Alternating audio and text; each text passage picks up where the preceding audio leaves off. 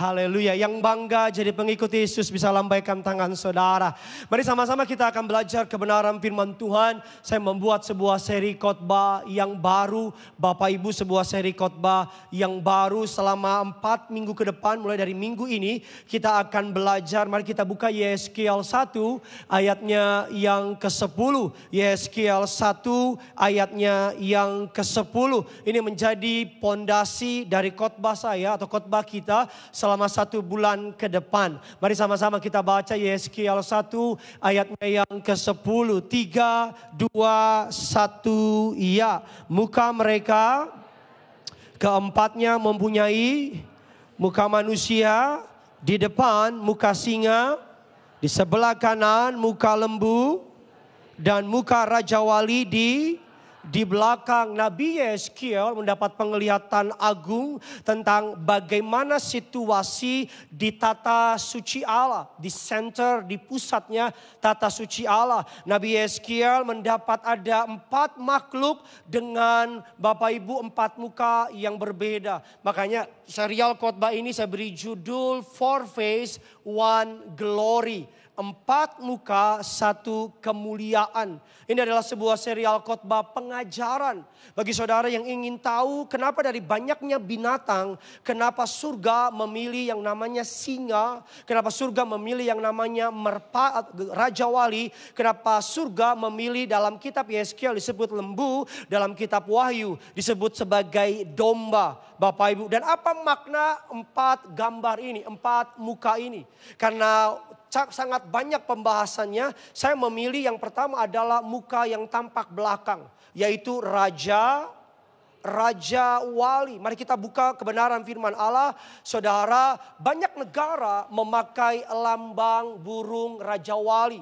Salah satunya Bapak Ibu Jerman, Polandia, Meksiko, Mesir, Irak, Bapak Ibu Amerika Serikat, dan seterusnya. Kenapa banyak negara pakai, bisa tampilkan slide-nya. Kenapa banyak negara memakai lambang Raja Wali? Karena Raja Wali adalah makhluk ciptaan Tuhan, bukan yang paling seksi. Itu Mulan Jamila saudara. Tapi makhluk ciptaan Tuhan yang diciptakan sangat indah. Saudara, Alkitab menuliskan mengenai Raja Wali sebanyak 38 kali. Jauh lebih banyak dibandingkan merpati atau jenis burung lainnya. Bapak Ibu, Raja Wali memiliki kemampuan dapat melihat sampai sejauh 8 kilometer. Berarti 8 kali lipat dari kemampuan mata manusia. 6 kilometer, Bapak Ibu, bukan 8, 6 kilometer. Dia dapat melihat dari kejauhan 6 kilometer. Kalau manusia kan unik, kalau dia cari kacamata, padahal kacamatanya di sini, dia cari-cari gak ketemu. Dan Raja Wali Bapak Ibu, dia dapat melihat yang namanya mangsa. Bapak Ibu, kalau mangsa dengan misalnya ini mangsa saudara, dan di bawahnya backgroundnya warna yang sama, biasanya predator gak bisa makan. Tapi Raja Wali gak ngaruh sama itu. Raja Wali walaupun latar belakangnya sama, warnanya sama, dia dapat memakan. Tinggi Raja Wali 90 cm, bentangkan sayapnya 2 meter, kecepatan terbangnya 320 km per jam, ketinggian yang dapat dicapai oleh Raja Wali berkilo-kilometer, sarangnya beratnya kurang lebih 700 kg. Raja Wali dipercaya mampu hidup sampai 120 tahun. Udah demikian khotbah saya hari ini. Jadi hari ini adalah Animal Planet aja gitu saudara. Tetapi yang ingin saya bahas, mari kita lihat Bapak Ibu Ayub 39 ayat 30 sampai dengan ke-32. Yuk 3 ayat ini kita baca sama-sama. 3, 2, ya.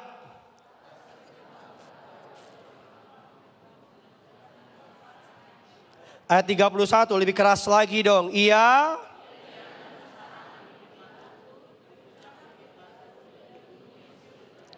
Ayat 32, ayatnya yang ke-32, dari sanalah, dari jauh matanya apa? Kalau singa dikenal sebagai raja di darat, maka Raja Wali disebut sebagai raja di udara, makanya Raja Guguk. Raja Wali, Raja Wali adalah the king, dia raja atas udara. Nah setidaknya ada 3 kebenaran yang ingin saya bagikan sama saudara. Pak Abu mungkin khotbahnya akan cukup banyak mikir. Tapi doa saya, kenapa 4 makhluk itu mendampingi di tata suci Allah? Khotbah ini pengajaran sekaligus juga profetik. Sebuah pengajaran bagi saudara. Doa saya pulang dari tempat ini saudara bukan saja diberkati tapi mengerti apa maksud dan rencana Tuhan.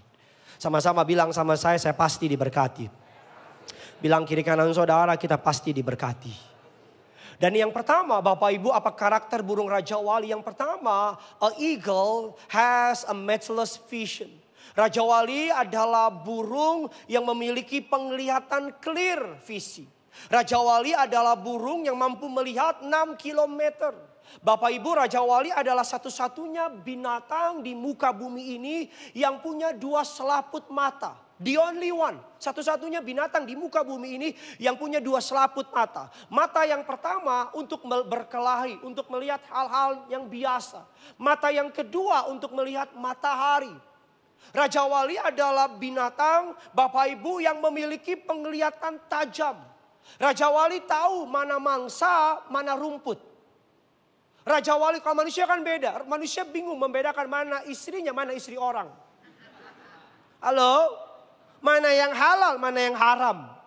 Tapi Raja Wali Pak Bu, baik bayangkan seekor elang Raja Wali Bapak Ibu. Cuaca mau segelap apapun, matahari mau terbenam apapun. Tapi Raja Wali selalu dapat melihat mangsanya dari jarak bermil-mil. Lalu apa bedanya? Lalu apa faedahnya sama kehidupan orang percaya? Mari kita buka 2 Korintus 4. Ayatnya yang ke-17 sampai dengan ke-18. 2 Korintus 4, 17 sampai dengan ke-18. Yuk kita baca gereja Tuhan Growth Amen Resident. 3, 2, 1 ya, sebab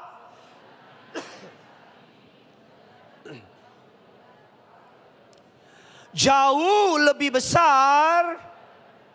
Sama-sama bilang sama saya, untuk setiap badai dalam hidup saya. Enggak kurang sama, untuk setiap badai dalam hidup saya ada kemuliaan menanti saya. Kasih kemuliaan dulu buat Tuhan kita. Untuk setiap perlakuan manusia yang gak adil sama kamu, Tuhan gak tinggal diam. Untuk setiap perlakuan manusia yang gak fair sama kamu, Tuhan bekerja. Kalau kitab saya bilang, ayat yang ke-18 kita baca sama-sama yuk. 3, 2, ya, sebab kami tidak memperhatikan yang sedangkan, melainkan yang tak. Karena yang kelihatan adalah apa? Sedangkan yang tak kelihatan adalah apa? Karena Raja Wali punya 2 selaput mata, anak Tuhan harus punya juga 2 selaput mata. Mata yang pertama adalah melihat kenyataan. Mata yang kedua adalah melihat iman. Mata jasmani melihat musuh datang. Mata iman melihat pertolongan Tuhan datang. Mata jasmani melihat manusia buat masalah sama kita. Mata iman melihat Tuhan campur tangan sama masalah kita. Siapa yang sini mau jujur? Kalau enggak Tuhan, kalau bukan karena Tuhan, udah gila hidup kita. Siapa yang mau jujur? Kalau bukan karena Tuhan, udah masuk rumah sakit jiwa kita. Siapa yang mau sepakat sama saya? Kalau bukan karena Tuhan, udah kita makan itu orang. Itu yang gak angkat tangan, mau apa? Bapak Ibu, manusia harus memiliki, anak Tuhan harus memiliki 2 mata. Mata jasmani yang melihat kenyataan, tapi mata iman yang melihat jauh di balik itu. Yang disebut dalam istilah kerennya visi. Kita dapat melihat jauh lebih dalam itu. Kita dapat melihat ada maksud Tuhan di balik pemecatan. Kita dapat melihat ada maksud Tuhan di balik sakit penyakit. Kita bisa melihat ada maksud Tuhan di balik orang yang pengen jatuhin kita. Kita dapat melihat ada maksud Tuhan di balik orang yang berusaha berbuat jahat sama kita. Kalau kita berjalan hanya berdasarkan mata jasmani, kolaps kita. Kalau kita berjalan hanya berdasarkan mata penglihatan jasmani, gagal kita. Tapi saya pelajari dalam hidup ini, apa yang membuat kita bertahan dalam rumah tangga kita? Karena kita melihat janji Tuhan. Apa yang membuat kita bertahan dalam pekerjaan kita? Karena kita melihat janji. Kalau saya lihat 2 orang anak saya laki-laki Pak Bu, kalau lagi berantem, kayak bukan anak pendeta. Kalau nggak ingat Tuhan, mau saya titipin ke panti asuhan. Tapi karena saya ingat janji Tuhan. Seorang hamba Tuhan namanya Miles Monroe bilang demikian. Bapak Ibu, Visi adalah sumber dan harapan hidup. Tidak ada satupun yang mulia atau yang patut dikenang di bumi ini yang pernah dilakukan tanpa visi. Semua hal besar, hal mulia di dunia ini dimulai dari sebuah visi. Sebelum MRT dibangun, orang pada ribut, macet. Tapi yang menciptakan MRT ada visi. Nih, saya baru 2 minggu izin udah diem semua. Ini gereja atau kamar mayat, sepi banget saudara. Gedung ini tadi dari gambar. Gembala saudara di tempat ini sudah melihat visi ke depan. Kenapa copet ketangkep masuk penjara, keluar nyopet lagi? Kenapa? Karena dia copet. Ada copet di gereja angkat tangan? Enggak sepatu kelepasan. Saya pak. Karena paling enak nyopet di gereja. Ketangkep, didoain, diampuni, dikasih modal lagi. Kenapa orang kalau nyopet, ketangkep, balik lagi nyopet. Have no vision. Kenapa murid-murid Yesus mati, kembali ke pekerjaan lama mereka. Jadi nelayan. Kenapa? Gak ada visi. Apa yang membuat Yusuf kuat jadi budak? Yusuf kuat jadi narapidana. Yusuf kuat dilupakan, difitnah. Apa yang membuat Yusuf kuat? Karena jauh sebelumnya Allah udah kasih mimpi sama Yusuf. Bulan bintang 11 berkas menyembah dia. Visi yang dari Tuhan itu dipegang oleh Yusuf. Amin. Dan Yusuf berjalan dengan visi itu. Yang paling repot dari orang buta adalah punya mata tapi gak bisa melihat. Hidup ini repot Pak Bu. Kalau kita cuma jalan, udahlah Pak visi saya go with the flow. Ikutin air aja. Celakanya air itu mengalir dari tempat tinggi. Kan tinggal dilanjutin. Kan udah kasih kode dari tempat tinggi ke tempat rendah. Itu yang terjadi kalau kamu go with the flow. Tapi kalau kamu ikutin visi yang dari Tuhan. Kamu naik bukan turun. Kamu jadi kepala bukan ekor. Apa saja yang saya kerjakan Tuhan buat berhasil. Mata iman dapat menangkap maksud Allah di balik peristiwa. Mata iman bukan hanya fokus kepada fakta, kenyataannya memang gak punya duit. Tapi juga kepada iman, Tuhan janji. Mata iman melihat ke depan dengan tujuan dan arah. Banyak orang bisa melihat dengan mata biasa. Tapi sedikit orang yang bisa melihat dengan mata visi. Elisa suatu hari dikepung oleh pasukan musuh. Alkitab bilang Gehazi budaknya ketakutan. Dan kata Elisa apa? Yang menyertai kita lebih banyak daripada yang melawan kita. Gehazi bilang mana? Gak kelihatan. Dan Elisa membuka mata Gehazi. Kelihatan pasukan malaikat Allah. Ada sebuah tokoh di dunia yang saudara mungkin belum atau pernah dengar. Namanya Fanny J. Crosby. Saudara Fanny J. Crosby lahir pada 1820 di New York. Bapak Ibu tahu New York? Tanah Abang sampingnya. Dia lahir di New York, ya pada usia 3-4 bulan dia mengalami panas tinggi. Karena salah pengobatan dia mengalami kebutaan. Salah pengobatan dia mengalami kelumpuhan. Walaupun dia buta, walaupun kehilangan penglihatan fisik, tapi Fanny tidak pernah kehilangan visi rohaninya. Justru di dalam kegelapan dunia fisik, dia dapat melihat terang kasih Kristus lebih jelas daripada banyak orang yang bisa melihat. Fanny J. Crosby menulis 8.000 lagu rohani. Salah satu lagu yang terkenal, mungkin saudara tahu lagu ini, kalau tahu nyanyi bareng sama saya. Yesus, Yesus, dengar doaku. Janganlah Tuhan lalui.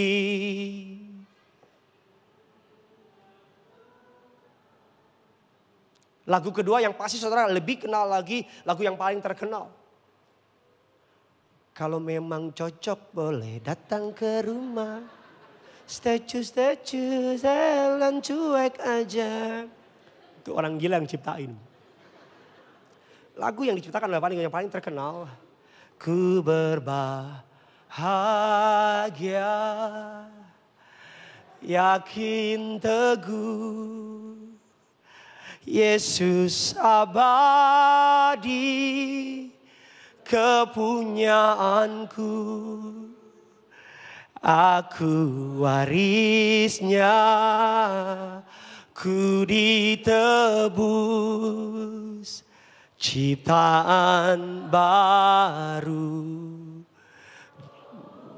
Sama-sama bantu saya. Aku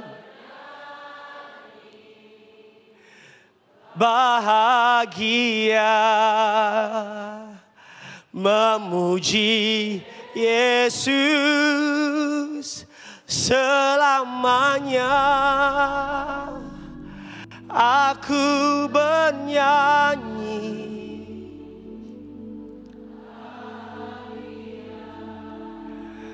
memuji.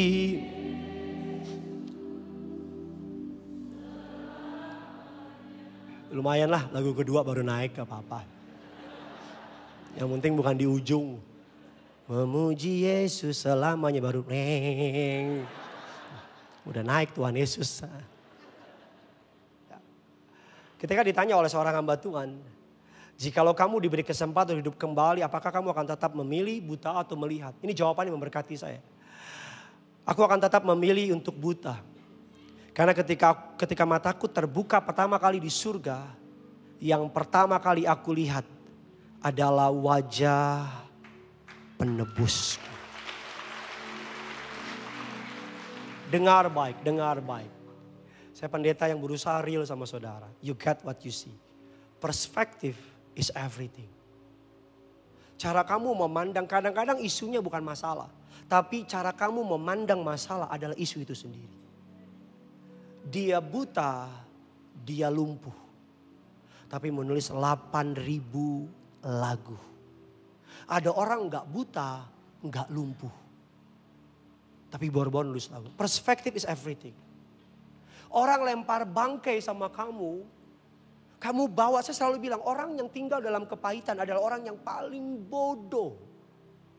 Kenapa? Udah rugi, disimpan lagi kepahitannya. Seperti orang ngelempar bangkai tikus sama dia bawa kemana-mana.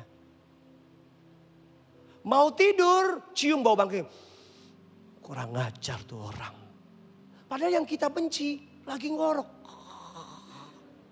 Mau makan, ingat dia, kurang ajar.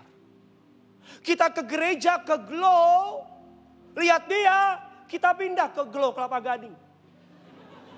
Di Glow Kelapa Gading kita lihat mamanya, kita pindah ke Glow BSD. Di BSD kita lihat papanya, kita naik pesawat. Di pesawat kita ketemu adenya, kita lompat ke laut. Orang yang hidup dalam kepahitan, ruginya double bos. Ruginya apa? Bilang kiri kanan saudara, lu jangan bodoh bilang. Gak apa-apa bilang, lu jangan bodoh. Kok gak bilang? Amin. Dia yang jahatin, dia yang gak benar, kok kamu yang gak bisa tidur? Woi. Amin. Makanya saya mau bilang sama saudara. Yang pertama, bahwa apa yang bisa kita pelajari dari burung Raja Wali. Raja Wali dapat melihat, dia tahu membedakannya. Orang mau bikin apa, mau ada badai, mau ada kegelapan. Raja Wali tahu, ngerti. Orang tuh kalau tahu maunya apa, enak, gampang. Mau jadi apa? Abri. Tiap kali ketemu. Bahkan kaget pun. Yang repot, ikut-ikutan orang. Mau jadi apa? Abri. Sore mau jadi apa? Polisi. Mau jadi malam apa? Penjahat. Gak jelas. Kalau kamu gak tahu kamu mau apa dalam hidup ini, dunia akan kasih sama kamu. Bukan yang dari Tuhan. Yang kedua, Apa yang bisa kita pelajari dari burung Raja Wali? A eagles, Raja Wali flies against the storm. Raja Wali adalah satu-satunya binatang yang menyukai badai. Di saat burung lain bersembunyi menghadapi badai, Raja Wali bilang, Raja Wali lihat badai, Raja Wali bilang promosi. Raja Wali lihat badai bilang, enak. Saya pernah lihat gak burung Raja Wali kalau terbang begini? Woi, pernah lihat gak woi? Yang begini nih, emprit. Gak apa-apa, biarkan anak-anak kepada saya. Karena mereka lampunya kerajaan surga. Ayo nak, ini papamu.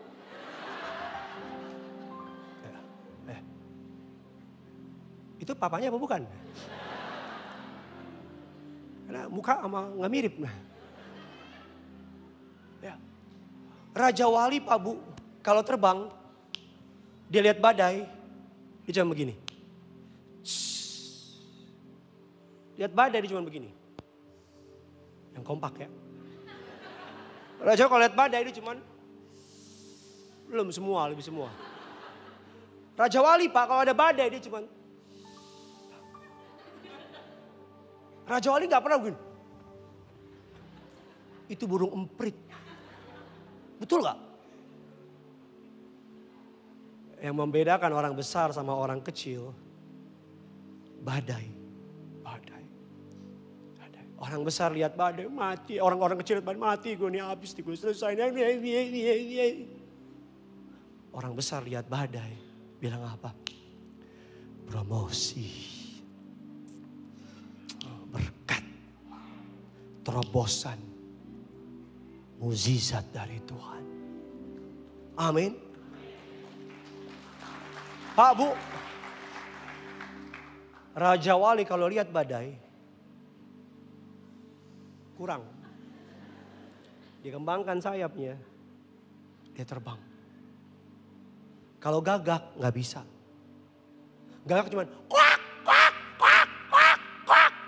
Udah teriak paling gede nggak naik-naik.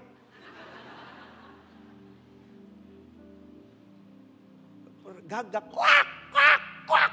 Heboh, heboh. Bilang kiri kanan saudara, kalau lu lagi ada masalah, banyak omong, lu gagak. Betul gak? Sama-sama bilang sama saya bukan gagak. Sama-sama bilang sama saya Kristen Raja Wali. Amin. Kalau gagak Pak Bu, kuak, kuak, kuak. Ngomongin orang, playing victim, main drama, cari kesalahan orang. Pokoknya semua kesalahan orang lain yang salah. Bahkan kalau Tuhan turun pun Tuhan yang salah. Bukan dia. See. Listen carefully. Sekarang banyak anak Tuhan mentalnya playing victim. Nyalahin orang terus. Saudara pernah naik pesawat? Gak usah dijawab, udah gak apa-apa. Kalau lagi ada badai, pesawat akan ngapain? Naik ke atas. Betul apa tidak? Di atas, di bawah badai, di atas tenang, indah, dan aman. Hanya Raja Wali. Pak Bu, saudara boleh percaya boleh enggak, tapi ini yang Tuhan taruh di hati saya. Saudara boleh bilang ini profetik, saudara boleh bilang ini roh atau apa, tapi enggak tahu. Tuhan kuat bilang di hati saya dalam doa-doa saya, bahwa ke depan akan ada masa yang tidak mudah. Akan ada guncangan. Guncangan punya sifat sama, selalu sama dulu. Guncangan akan menghasilkan perpindahan. Dalam guncangan ada perpindahan jabatan, ada perpindahan posisi, dan ada perpindahan kekayaan. Saya takut saudara gak siap, gak ready. Saya takut kamu lihat badai kamu sembunyi. Padahal itu cara Tuhan untuk promosiin kamu. Saya takut ada badai kamu lari. Padahal itu cara Tuhan untuk angkat kamu. Tadi pagi istri saya khotbah, wanita tercantik di muka bumi, Pastor Amanda. Dia bilang begini, Tuhan tuh ahlinya mengisi yang kosong, mengosongkan yang isi. Artinya di masa guncangan Tuhan itu ahlinya yang kosong dia bisa isi. Dan yang isi kalau tidak bertobat dia bisa kosongin. Kadang-kadang dalam hidup ini kita seperti gagak. Teriak doang, banyak ngomong, banyak cerita. Tapi kita nggak ngelakuin apa-apa. Hari Minggu kita minta Tuhan tolong, berkati, promosi. Tapi Senin sampai Sabtu kita ngomong yang lain. Miskin nih gue nih, bangkrut nih gue nih, susah nih gue nih, hancur nih gue nih. Jadi ketika kita minta sama Tuhan di hari Minggu, iblis akan bawa perkataan kita dari Senin sampai Sabtu. Dalam sisi hukum, perkataan kita bertabrakan di pengadilan. Hari Minggu kamu minta diberkati, orang bilang hari ini pelambatan ekonomi. Memang itu faktanya, memang itu kebenarannya. Tapi anak Tuhan hidup bukan karena melihat, tapi karena percaya. Kalau kamu percaya memang itu perlambatan, saya pendeta yang percaya anak Tuhan dibedakan. Saya pendeta yang percaya di akhir zaman Allah akan membuat perbedaan. Itu kata Alkitab. Kalau mau tepuk tangan. Kalau enggak ya udahlah. Alkitab saya bilang di akhir zaman Tuhan akan buat apa? Perbedaan antara orang yang sungguh-sungguh mengasihi dia dengan orang yang tidak. Allah akan kasih lihat mana gandum, mana ilalang, mana domba, mana kambing. Kalau kamu sepakat, iya memang lagi susah, lagi miskin, lagi hancur. Tapi hari Minggu kamu bilang aku diberkati. Perkataanmu Minggu. Perkataanmu Senin sampai Sabtu. Gak sinkron. Saya mau bilang sama saudara, Raja Wali adalah satu-satunya burung yang suka sama badai. Amin. Seorang tokoh namanya Joe Girard. Ini orangnya Joe Girard. Lahir dari keluarga miskin. Dari keluarga miskin keturunan Sisilia. Mengalami masa kecil yang sangat penuh tantangan. Ayah dikenal sebagai pemabuk yang sering melakukan kekerasan. Umur 9 tahun, Joe bekerja sebagai penyemir sepatu, pengantar koran, dan berbagai pekerjaan kasar lainnya. Joe Girard dalam autobiografinya mencatat pernah dipecat 40 kali dari pekerjaan. 40 kali. Ada yang pernah dipecat 40 kali? Enggak, saya mau tahu siapa tahu kamu bisa kayak dia. Ada yang 30? 20? 40? Bapak Ibu dia pernah bekerja di Angkatan Darat bertahan hanya 97 hari. Dia pernah bekerja di tempat sales mobil. Hari pertama dia berhasil jual mobil. Namun karena keberhasilan yang cepat, rekan-rekannya merasa terancam dan memaksanya keluar. Saya baca dalam bukunya, dia bilang demikian. Dari kecil saya tahu, saya diciptakan untuk hal yang besar. Perkataan itu, kalau kata orang impresi yang dia dapat dari Tuhan, yang mendrive dia. Berapa tahun kemudian, sebagai sales mobil, 1973 Joe Girard berhasil menjual 1.425 mobil dalam setahun. Bahkan selama dia bekerja dari 1963 sampai 1978, 15 tahun, Joe tercatat dalam Guinness Record Book berhasil menjual 13.001 mobil. Saya suka iseng, hitung. 13.000 mobil dibagi 15 angka dia tahun bekerja. Dibagi lagi 12 tiap bulan. Dan dibagi lagi Bapak Ibu 30 angka hari. Maka Joe Girard berhasil menjual setiap harinya 2,4 mobil. Sih? Apa maksud saya? Awalnya boleh gagal. Awalnya boleh diremehin. Awalnya boleh gak dianggap. Tapi saya pendeta yang percaya. Ia membuat segala sesuatu indah pada waktunya. Kalau saya nonton film-film kungfu. Saya suka banget film kungfu. Ko Ping Ho dan sebagainya. Saya suka banget. Di mana-mana film kungfu jagoan apa? Kalah dulu. Abis kalah, mati. Gak. Film kungfu gak menarik kalau jagoan langsung menang. Betul apa tidak? Dari semua buku yang ternama, buku yang bestseller, selalu ada ketegangan. Selalu ada ketegangan, selalu ada jagoan yang diperlakukan gak adil. Film Kungfu mengajarkan kita, ada namanya pendekar Kungfu, disebut sebagai pendekar Raja Wali. Dia baik, tapi biasanya kan orang film Kungfu gitu kan, polos. Atau bahasa kerennya oon. Dia ditipu, dia jatuh ke jurang. Di jurang musuhnya bilang gini, mati kamu. Ternyata di jurang pendekar Kungfu ini ketemu kitab. Jangan tanya sama saya kenapa lempar ke jurang gak mati, saya gak tahu. Dan jangan tanya sama saya kenapa ada kitab di jurang, saya gak tahu. Tapi dia baca kitab, dia belajar Kungfu, dia ketemu sama burung Raja Wali raksasa. Kenapa? Karena khotbahnya Raja Wali. Dia naik ke atas. Gak apa-apa hari ini orang meremehkan engkau. Gak apa-apa hari ini orang menertawakan engkau. Gak apa-apa hari ini orang bilang, alah orang miskin, alah orang susah, alah keluarga hancur, alah gak bener aja loh, it's okay. Tapi saya percaya, kalau kamu gak nyerah sama Tuhan, lakukan yang terbaik yang bisa kamu lakukan. Kamu akan melihat tangannya yang kuat, angkat kamu, promosiin kamu. Yang ketiga, yang terakhir, ini kesukaan saya. Hanya melalui badai, Petrus berjalan di atas air. Melalui kekurangan, mukjizat 5 roti 2 ikan terjadi. Makanya Roma 8:28 bilang kita tahu sekarang bahwa Allah turut bekerja dalam untuk bagi orang yang, siapa yang mau jujur di sini ikut Tuhan kadang kala sakit. Sakit ya, sakit ya.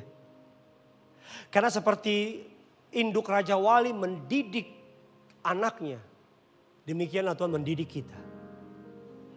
Saudara, sarang Raja Wali 700 kg. Terdiri dari 3 lapisan. Yang pertama batu, karena dia taruh sarang Raja Wali di puncak-puncak gunung. Yang kedua duri.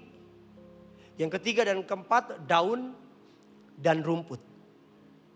Ketika anak Raja Wali mulai bertumbuh besar dan winter akan coming, musim salju akan datang, musim dingin akan datang, maka sang induk akan mengepakkan sayapnya ke kandangnya.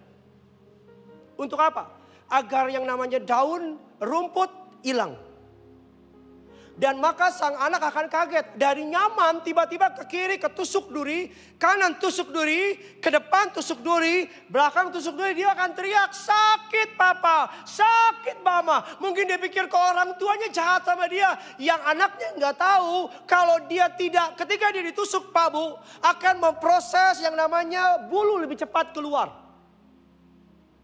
Bulu lebih cepat keluar. Kalau bulunya nggak keluar, maka ketika badai atau salju datang, orang Ibrani bilang, mate maho. Mati dia. Nggak, saudara bisa ngerti nggak maksud saya? Mati. Berapa waktu lalu anak saya sakit Pak Bu. Dokter bilang harus disuntik. Gini ke rumah sakit yuk. Nggak suntikan papa? Papa nggak janji. Sampai di rumah sakit, suster pegangin kanan. Dia teriak mama, mamanya pegangin kiri. Dia teriak papa, papanya pegangin kaki. Dan ketika dokter suntik, dia teriak papa, papa. Saya tetap pegangin.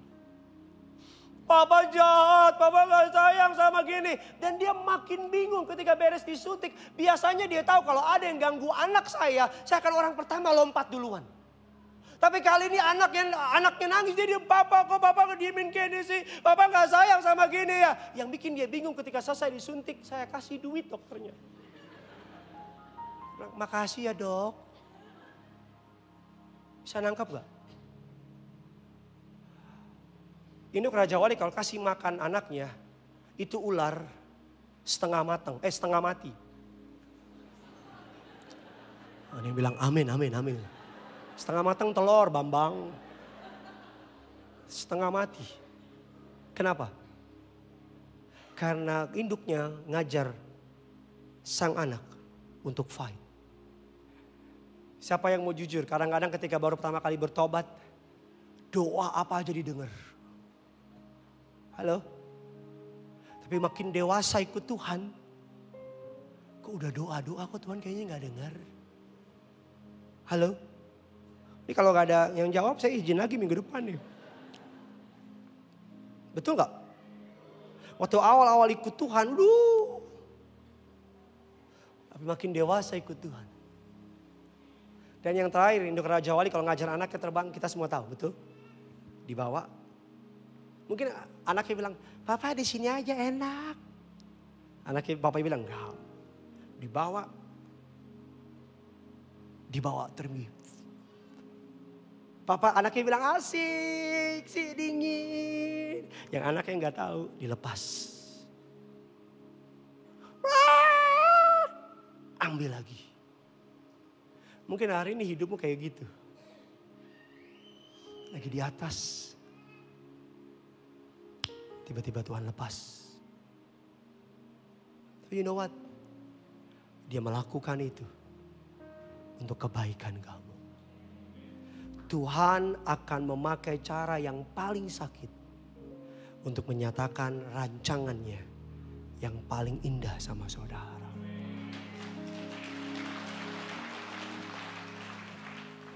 Dia pakai cara yang paling menyakitkan sama saya. Sakit banget. Sakit. Tapi sekarang saya ngerti. Ada rancangan indah yang Tuhan siapkan. Yang ketiga, yang terakhir. Raja Wali, Bapak Ibu, Ulangan 32 ayat yang ke-11. Tuhan diberkati, amin. Yuk kita baca ayat saya terakhir. 3, 2, iya.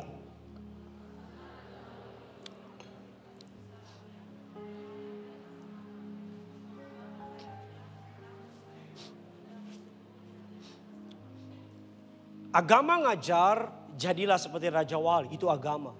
Tapi kekristenan mengajar, Yesuslah Raja Wali kita. Karena Alkitab mengatakan, dibawa kepak sayapmu, kau bawaku terbang tinggi, melintasi langit biru, bagaikan Raja Wali. Bagai Raja Wali melintasi gunung tinggi, bagai Raja Wali melintasi badai hidup.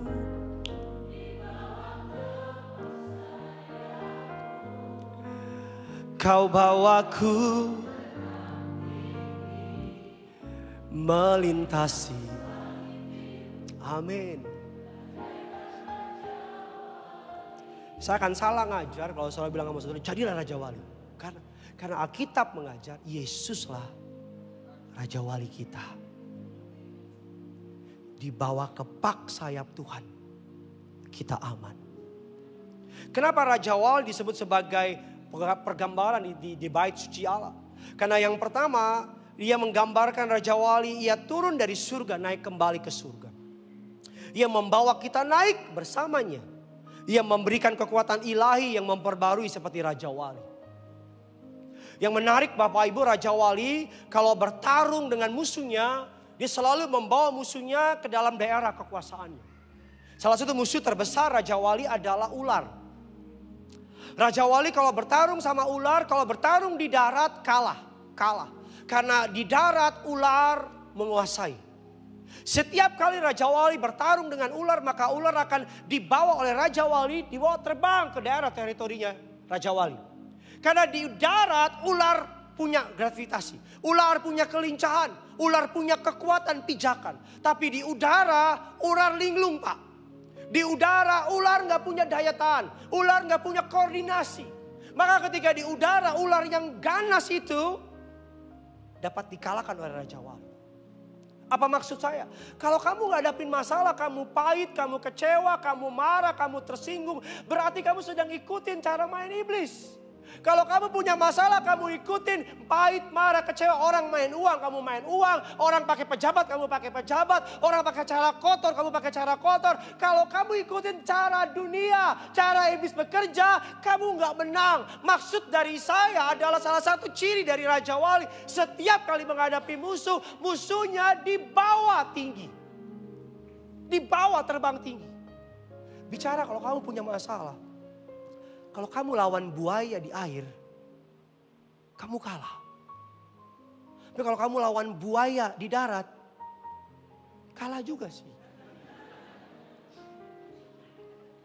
Jangan buaya deh. Udah terlanjur keluar tadi.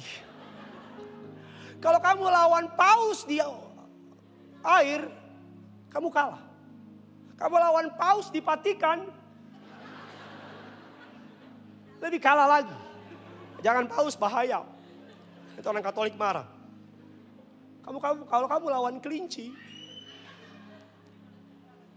Maksud saya, kalau ada masalah, masuk ruang doa.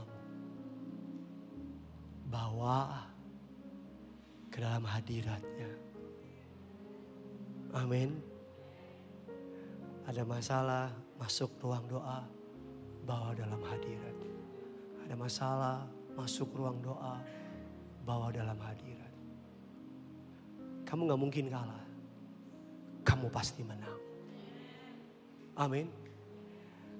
Iblis gak peduli kamu ke gereja. Iblis bilang ke gereja biarin aja. Pulang juga marah-marah lagi sama istrinya.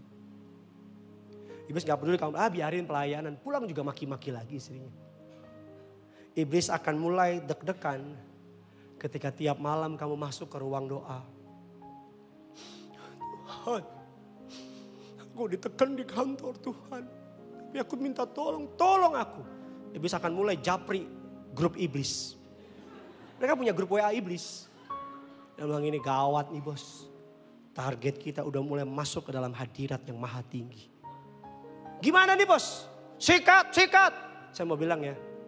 Kalau kamu lagi malas berdoa, justru malah doa. Kalau kamu lagi malas nyembah, justru harus paksain nyembah. Karena biasanya kalau iblis kasih rasa malas, karena iblis tahu ada sesuatu yang menanti di ruang doa. Amin. Doa saya menyertai saudara. Minggu depan kita akan belajar mengenai singa dari Yehuda. Doa saya, Kristus adalah Raja Wali kita. Kita terbang tinggi bersama dengan Kristus. Kita tutup Alkitab kita. Kita berikan tepuk tangan yang dahsyat. Sama-sama kita bangkit berdiri, kita datang sama Tuhan. Berapa banyak yang diberkati firman.